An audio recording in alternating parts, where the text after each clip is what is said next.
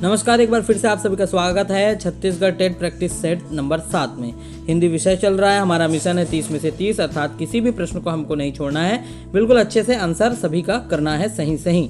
PDF जो है वो आप डाउनलोड कर सकते हैं। हमारे ग्रुप में ज्वाइन होकर आपको पीडीएफ डाउनलोड करने का ऑप्शन मिल जाएगा, तो नीचे डिस्क्रिप्शन में लिंक दिया हुआ है, तो आप वहाँ से इसे देख सकते हैं। चलिए प्रैक्टिस सेट स्टार्ट करते हैं। तो सबसे पहला सवाल हमारा है यहाँ पर, कमायनी के लेखक कौन है? तो कमायनी के लेखक जयशंकर प्रसाद, प्रेमचंद, महादेवी वर्मा या कबीर जी हैं, आप बताइए। तो जी हाँ, बिल्कुल इसका आंसर सही आएगा, जयशंकर प्रसाद। इसके बाद नेक्स्ट देखते हैं, हल्दी घाटी नामक काव्य के रचयिता कौन से हैं? मुकुटधर पांडे, श्रीधर पाठक, श्याम नारायण पांडे, राम नरेश त्रिपाठी। इसका फाइनल आंसर आएगा श्याम नारायण पांडे। इसके बाद है, बीजक के रचयिता कौन है? तो बीजक के रचयिता कौन है? कबीर, सूर, तुलसी या जायसी? तो फाइनल आंसर आप बताइए। तो इसका आंसर जो आएगा option number A, Kabir ji. ठीक है, इससे आगे बढ़ते हैं, मधुशाला के रचयिता कौन है? तो मधुशाला के रचयिता कौन है? सोहनलाल द्विवेदी जी, जैनेन्द्र हरिवंश राय बच्चन और डॉक्टर रामकुमार वर्मा।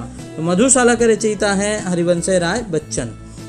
इसके बाद देखते हैं, दूध का दूध, पानी का पानी का क्या अर्थ होता है? गलत न्याय, सही न्याय, दूध में पानी मिला होना, रिश्वत देना। तो इसका फाइनल आंसर होगा सही न्याय। इसके बाद देखते हैं, गोपाल में कौन सा समास है? तो गोपाल में कौन सा समास है? अव्ययभाव समास, द्वंद्व समास, द्विगु समास या बहुब्रीहि समास? तो बताइए, गोपाल में है आपका बहुब्रीहि समास। गौ को पालने वाला अर्थात श्री कृष्ण या गोपाल बहुब्रीहि समास में आएगा। सदाचार में कौन सी संधि है? व्यंजन संधि है, स्वर संधि है, विसर्ग संधि है, इनमें से कोई नहीं। तो बिल्कुल सही आंसर आप सभी का है, व्यंजन संधि होगा। सत धन आचार सदाचार हो जाएगा यहाँ पर। दुर्भिक्ष में कौन सा समास है? द्वंद्व है, तत्पुरुष है, बहुब्रीहि या कर्मधारय समास है? दुर्भिक्ष। ठीक है, तो इसका फाइनल आंसर आएगा ऑप्शन नंबर सी, बहुब्रीहि समास।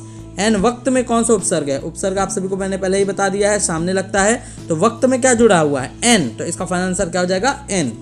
कृश का विलोम शब्द क्या होगा? कृश पुष्ट, स्थूल, ए और बी दोनों या फिर पतला? तो इसका आंसर होता है पुष्ट भी और स्थल भी, अर्थात ऑप्शन नंबर सी, ए और बी दोनों।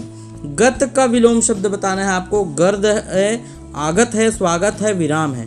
गत का विलोम शब्द उल्टा हो जाएगा, अर्थात आगत, ऑप्शन नंबर बी। सही वर्तनी वाला शब्द आप देखिए, 4 ऑप्शन आपके सभी के सामने हैं, तो इसका फाइनल आंसर होगा ऑप्शन नंबर बी, संग्रहित, ऐसा लिखा जाता है। खल का पर्यायवाची क्या है? नीच, दुष्ट, पाजी या ये सभी? तो ये सभी। खल का जो है पर्यायवाची नीच, दुष्ट, पाजी तीनों होते हैं, इसलिए इसका ऑप्शन आ जाएगा ये सभी। नेक्स्ट देखते हैं, चिड़िया का बहुवचन क्या होगा? चिड़िया होगा, चिड़ियों होगा, चिड़ियाओं होगा या ये सभी? तो चिड़िया होगा। ठीक है। रत्नावली किसकी रचना है? सूरदास की, तुलसीदास की, गुरुदास की या रामदास की? तो इसका फाइनल आंसर आएगा रत्नावली होगा, तुलसीदास, ऑप्शन नंबर बी। भाषा शिक्षण संप्रेषण परक उपागम, पहला ऑप्शन है भाषिक संरचनाओं की जानकारी पर बल देता है, संदर्भ में भाषा प्रयोग की कुशलता पर बल देता है, मातृभाषा प्रयोग का निषेध करता है, बोलना कौशल पर बल देता है। इसका फाइनल आंसर होगा संदर्भ में भाषा प्रयोग की कुशलता पर बल देता है। हिंदी में एक मात्रा काल में उच्चारित होने वाले वर्णों को कहते हैं। ये मात्रा नहीं है, एकमात्र लिखा हुआ है। एकमात्र काल में उच्चारित होने वाले वर्णों को कहा जाता है ह्रस्व स्वर, दीर्घ, संधि अक्षर, ये सभी। तो भाई एकमात्र काल में उच्चारित होने वाले वर्ण को कहा जाता है ह्रस्व स्वर। ये नया क्वेश्चन है, ध्यान रखिएगा। भाषा के साधारणतः रूप कौन कौन से हैं? तो मौखिक है, लिखित है, सांकेतिक है या ये सभी है? आप सभी को पता है साधारणतः रूप जो है ये तीनों है, ये सभी आएगा। ठीक है। इसके बाद देखते हैं, पाठ्यपुस्तक विश्लेषण से क्या स्पष्ट है? शिक्षक का अभिप्राय या फिर विषय वस्तु का स्वरूप, पाठ का उद्देश्य या सहायक विषय वस्तु का स्वरूप? तो इसका फाइनल आंसर आएगा विषय वस्तु का स्वरूप। चित्रों पर प्रश्न करके रचना का शिक्षण देना कौन सी विधि के अंतर्गत आता है? वाक्य प्रधान, प्रश्नोत्तर, चित्र रचना या खेल विधि? चित्र से संबंधित है तो चित्र रचना बिल्कुल इसका फाइनल आंसर होगा। वर्णों का सही उच्चारण क्रम होता है स्वर व्यंजन शब्द वाक्य या स्वर व्यंजन वाक्य शब्द, व्यंजन वाक्य शब्द स्वर या इनमें से कोई नहीं? इसका फाइनल आंसर आएगा ये, पहले स्वर आता है, फिर व्यंजन, फिर शब्द, फिर उसके बाद शब्दों से मिलकर बनता है वाक्य। प्राथमिक स्तर पर बच्चे किस प्रकार की कविताएं पसंद करते हैं? तुकांत हो, कि सीख देती हो या लयात्मकता हो, अनिवार्य रूप से राजा नानी से जुड़ी हो? छोटे बच्चे होते हैं तो लयात्मक, उसको लहरा लहरा के गा के स्वर में सुनाओगे तो बिल्कुल अच्छा लगता है, तो ऑप्शन नंबर सी आएगा। मूल्यांकन प्रक्रिया को त्रिकोणात्मक रूप से किसके द्वारा प्रदर्शित किया गया था? तो डॉक्टर ब्लूम के द्वारा किया गया था। व्यक्ति भिन्नता आधारित है, दार्शनिक सिद्धांत पर, राजनीतिक सिद्धांत पर, मनोवैज्ञानिक सिद्धांत पर, सामाजिक सिद्धांत पर? तो व्यक्ति भिन्नता जो होगा वो मनोवैज्ञानिक सिद्धांत पर आधारित है। जिस यंत्र के माध्यम से छोटे चित्रों मानचित्रों को बड़े आकार करके दिखाया जाता है वह क्या होता है? ओवरहेड प्रोजेक्टर इसका फाइनल आंसर आएगा। ऐसा आपको लग रहा होगा लेकिन एपीडायस्कोप इसका फाइनल आंसर आएगा, ध्यान रखिएगा। आदर्श हिंदी शिक्षक के लिए आवश्यक है, आदर्श हिंदी शिक्षक के लिए आवश्यक है व्याकरण का ज्ञान होना, हिंदी साहित्य का ज्ञान होना, शुद्ध उच्चारण करना। जी हाँ बिल्कुल, ये तीनों चीज़ें जरूरी है एक शिक्षक के लिए जो हिंदी का टीचर होगा। व्याकरण की सहयोग विधि निम्न में से किस विधि के समान है? भाषा संसर्ग, सूत्र विधि, आगमन निगमन विधि। तो बताइए कौन सा है? तो भाषा संसर्ग विधि जो होगी व्याकरण की सहयोगी विधि होती है।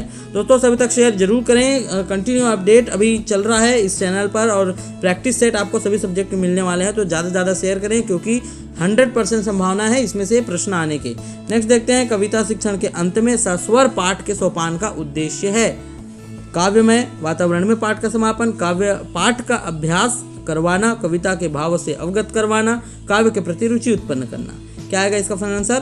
तो इसमें आएगा कविता के भावों से अवगत कराना। ये सस्वर पाठ के सोपान के उद्देश्य है। निम्न में से क्या भाषा शिक्षण में सस्वर वाचन का महत्व नहीं है? उच्चारण को शुद्ध बनाना, मौन वाचन का आधार, छात्रों में विश्वास को बढ़ाना, इनमें से कोई नहीं। इसका आएगा महत्व नहीं है, जो आएगा इनमें से कोई नहीं, क्योंकि ये तीनों महत्व रखता है।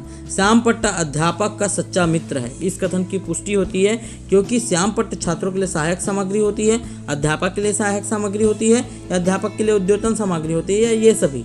तो इसका फाइनल आंसर आएगा श्यामपट्ट अध्यापक के लिए सहायक सामग्री होती है। इसी तरह से आपका प्रैक्टिस सेट नंबर 7 खत्म हो जाता है और 8 अगला जो है कल सुबह आएगा। और इसी तरह से सभी सब्जेक्ट के प्रैक्टिस सेट आपको मिलते रहेंगे इस चैनल पर। चैनल को सब्सक्राइब कीजिएगा, शेयर जरूर कीजिएगा ताकि सभी तक प्रैक्टिस सेट पहुंच सके। तब तक के लिए बहुत बहुत धन्यवाद। Lakshyansh coaching classes.